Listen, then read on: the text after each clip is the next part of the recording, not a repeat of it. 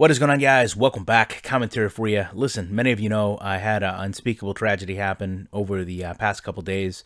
A lot of you reached out to me with your well wishes, and I really do appreciate that. I will say the power of video games to a degree, right? You get that temporary escape, maybe a little bit of normalcy back in your life. So I did get to spend some well-deserved and needed time with football games today, even if it was the Madden 20 beta.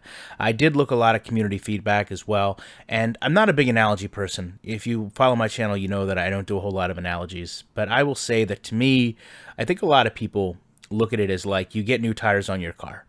And as you leave the tire place, you drive for like 20, 30 minutes. You're like, wow, this feels incredible. This feels like a brand new car. How bad were the old tires that I was on? But in 3 to 5 days, maybe in some cases less than that, you realize, okay, well, this still kind of feels like my car. And I think really that's where I am with Madden. I think a lot of times there's not so much a honeymoon process that occurs, but more people look at changes in the game and want to contribute them to certain things. So this is better, therefore it must be because of this. It must be because of that. So with that said, let me just say, first thing I realized is that the gameplay is smoother. It seems more responsive when you're in the open field. And I say that because when the gameplay is more responsive, you have issues now where when you're throwing to receivers, them getting stuck in animations like I talked about in the gameplay footage from EA Play becomes much more noticeable. The motion shift tackles that I saw, even at speed, were very noticeable, kind of like the video I pointed out where that player kind of moonwalked a little bit. Any pre-play motion seems very elongated. As far as the mobile quarterbacks, it's an interesting thing, and I don't know that you would actually comprehend it totally unless you've played it, but they almost have a tendency to explode past the line of scrimmage. Like any game I've ever played has never done this. It almost seems like they just have this superhuman acceleration once they get into the open field and past the line. And it's funny because the defensive reactions, you can almost time them a little bit. Like you can kind of run toward them and then steer, and you can tell that they're just not able to comprehend or compute what's going on with this type of mobility and speed from a quarterback, which, to be fair, the game hasn't had before. The other thing that I found very troubling was when you're scrambling and you go to the outside, zone defenders on the outside that work their way in the field end up leaving you massive rush lanes along the sidelines. And the other problem that carried over that I noticed was the defense, where we've talked about in the past, will kind of stop pursuing among that initial hit.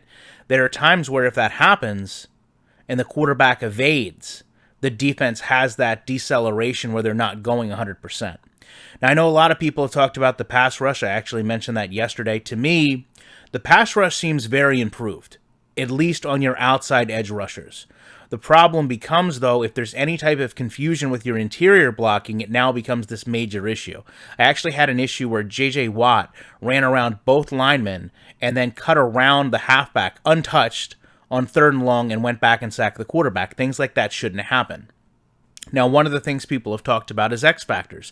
J.J. Watt has an X factor. That must be why that happened. The X factor is playing into the game. And that's true to a degree.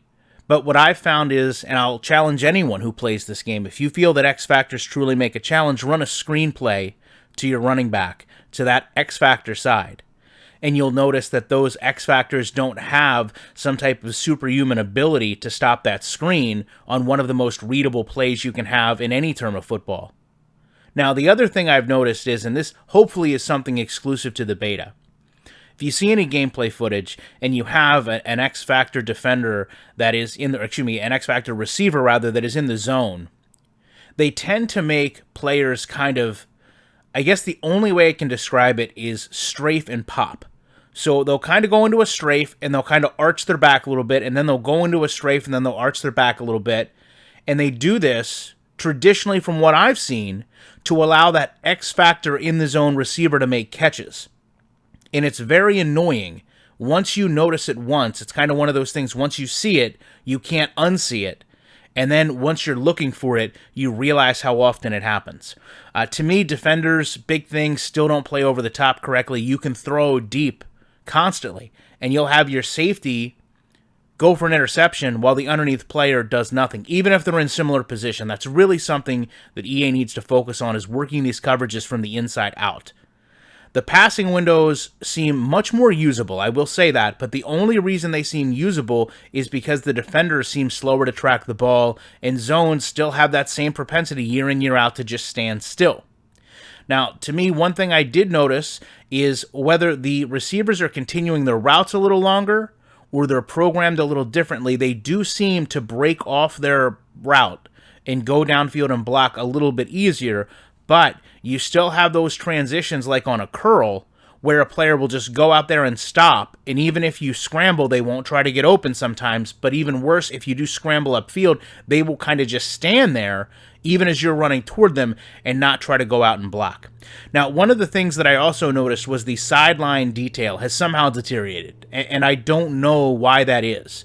I know a lot of people have complained about lack of referees, but it looks to me like there's also some of the detail on the sideline is gone. I will say I did see a new a new force out animation on the sidelines one time. I actually saw it, the same animation, maybe once or twice. It looked pretty well. To me, I don't know where I stand with the game just yet. I still feel like I need a lot more time with it, because I'll tell you, just being blunt, in the few games that I played, by the time I got to game 5 or 6, yes, I noticed some X Factor players were making differences in terms of how you played against them, but I didn't feel like I was playing against a whole different team, and I didn't feel like I had to game plan anything differently to actually get outcomes away from those players. I will also say, and I left this at the last point because I know a lot of people are going to kind of nitpick on it, but let me just say, you only notice a scoreboard in any game, apparently, when it's bad. Because I have never, ever noticed a scoreboard in any game that I can remember standing out to me as much as I recall this scoreboard. I don't know why they went with this kind of aggressive look, but if they could go back to something that looks just remotely like what we're used to seeing, it's such a strange contrast from what we normally see, where they try to mock a game presentation, to all of a sudden kind of have this really aggressive-looking, very odd-shaped, not even balanced scoreboard. So with all that said, I would love to know what you guys think about this. I appreciate you checking out this video, and I will be back later on with a full franchise breakdown as well.